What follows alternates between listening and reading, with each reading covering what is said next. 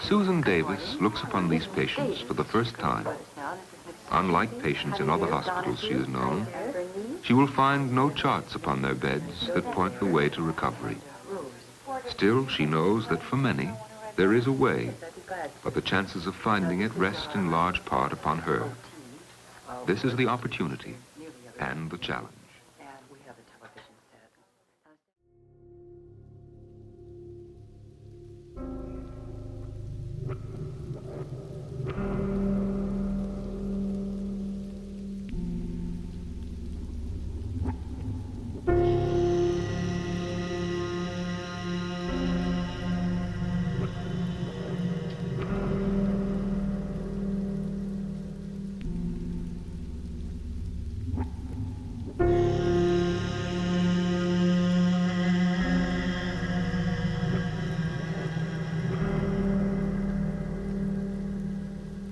Central State's a weird place, and even though it was a vibrant part of the community and it was hard not to have some connection to it and everybody you knew had a connection to it, it was still kind of a thing that no one really talked about. And our people didn't know how to talk about it in a lot of ways. So as a kid, you kind of notice that and you don't really know what to do with it. So you drive by and you see the patients outside and you have questions, but no one can answer them. Patients were from birth until death. They weren't going about it in the correct measures. The abuse was pretty bad in those facilities.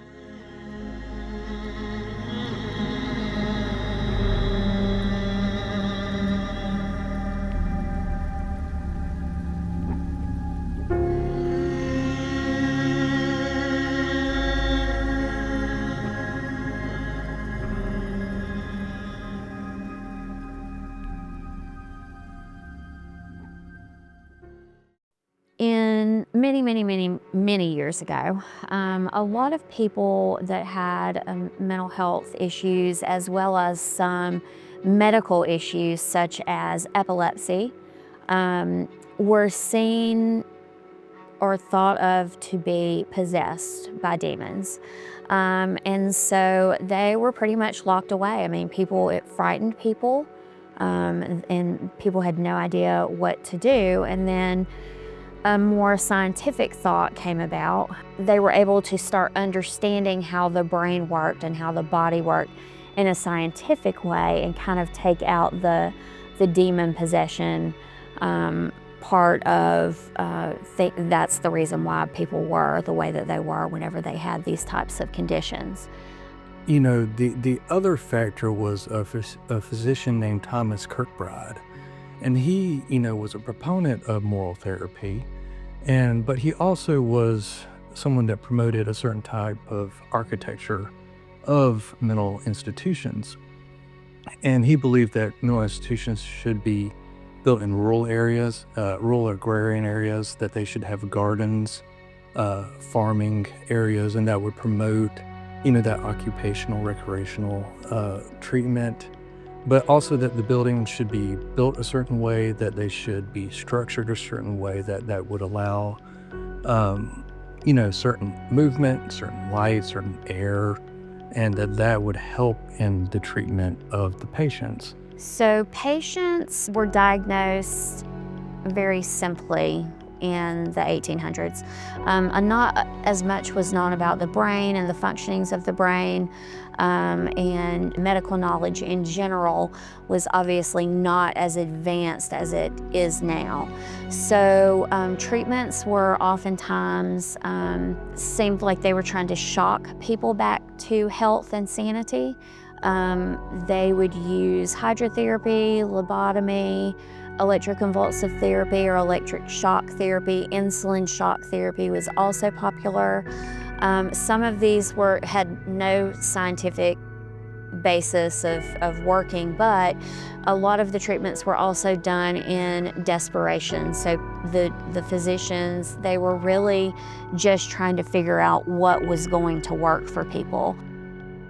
So many people want to find out what happened there, and really the answer lies in why it happened out there. And so the legacy of the hospital will live on, and it's just people need to think about the history of that place differently than most people do. I really do feel like, they've always tried to be progressive, but within that flawed system and that imperfect system, they've tried to survive.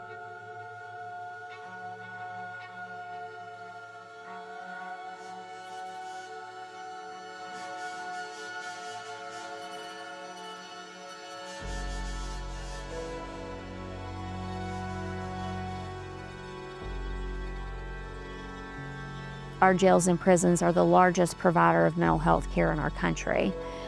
Psychiatric beds, outpatient services are not funded in a way that meets the needs of the population. I don't really think that jail has failed people as far as it goes treating their mental health problems. I don't think it's the jail's job to diagnose people and to treat their mental illnesses. I think that we used to have a place for that, which was back in, we had the state facilities, but those resources kind of fell through for people. There were certain people that would advocate, such as Dorothea Dix. She was a huge advocate for those that were incarcerated or already in asylums. No one really knew how to take care of them or what to do with them. And so they would end up in jail or in almshouses and hidden away by family members who were embarrassed of their conditions. And she was instrumental in bringing all of these issues to light and helping people find some kind of empathy for those who were suffering. When people in jail refer to someone who has mental health problems, they're referring to someone who is typically either completely lost their mind or is extremely violent or is not there half the time or is a different person every hour of the day. If they start acting like they're going to hurt themselves or maybe they start smashing their head against a wall, really the only option there is to stop them from doing that, and so they have to be placed into the proper restraints for that. And ultimately, it's not a resolution for their mental health issues, but it stops the immediate action of trying to harm themselves. I don't think that jail is responsible for curing someone's mental illness. I think that they're definitely in the wrong place for that.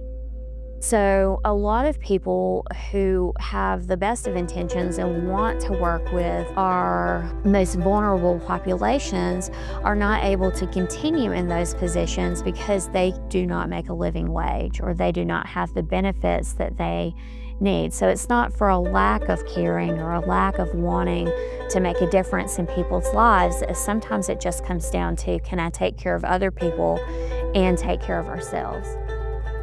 You have a group of people who have terrible mental health issues and violent tendencies who are put into this society that isn't made for them, and they wind up breaking laws and they start getting arrested for things and they wind up going to jail where they await their trial. Then they go to trial, they'll either be released back into the streets, they'll go to prison, or they'll serve some time just in county and then get released back into the street where they just continue to kind of repeat the cycle.